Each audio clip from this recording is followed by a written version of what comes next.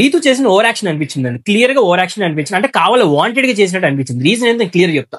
First of all ఇలాంటి content already last కొన్ని seasons లో వెళ్ళినాయి. లైక్ ఫర్ ఎగ్జాంపుల్ సీజన్ 4 లో చూసుకుంటే సోహెల్ గాని అఖిల్ గాని ఆ ఎపిసోడ్ లో కింగ్స్ అయ్యారు. ఆ ఎపిసోడ్ లో చాలా టాపిక్ వెళ్ళిపోయారు అనమాట. ఎప్పుడైతే వీళ్ళు బయట ధైర్యంగా ఉండి లోపలికి వెళ్ళి భయపడుతూ వచ్చి తర్వాత కెమెరా దగ్గరికి, సార్ ఇలాంటి కంటెంట్ ఏ బాగుంది సార్, మేము ఇలా ఉన్నాము, ఇప్పుడు ఇలాంటి కంటెంట్ వేస్తే అయిపోతాం మేము, మమ్మల్ని జోకర్లు చేస్తారా అని చెప్పేసి చాలా బాగా వర్కౌట్ అయింది ఆ రోజు ఎపిసోడ్. సో సేమ్ రిపీట్ చేయడానికి ట్రై చేసినట్టు అనిపించింది నాకు. ఎందుకంటే స్టార్టింగ్ లో సంజన గారు భయపడతా జాగ్రత్త అమ్మ అన్నప్పుడు దివ్య చాలా నార్మల్ గా వెళ్ళింది, తనుజ చాలా నార్మల్ గా వెళ్ళింది. బట్ తిని మాత్రం ఇట్లా అనుకుంటాం జుట్టు ఇలా ఎగరేయటం ఇదేందుకు కావాలి వాంటెడ్ గా చేసి లోపలికి వెళ్ళి భయపడితే ఇదే కంటెంట్ లాగా ఇదే ఒక ప్రోమో లాగా వెళ్తుంది అని చెప్పేసి తనకు తెలుసు బాగా. సో అందుకని అలా చేసినట్టు అనిపించింది.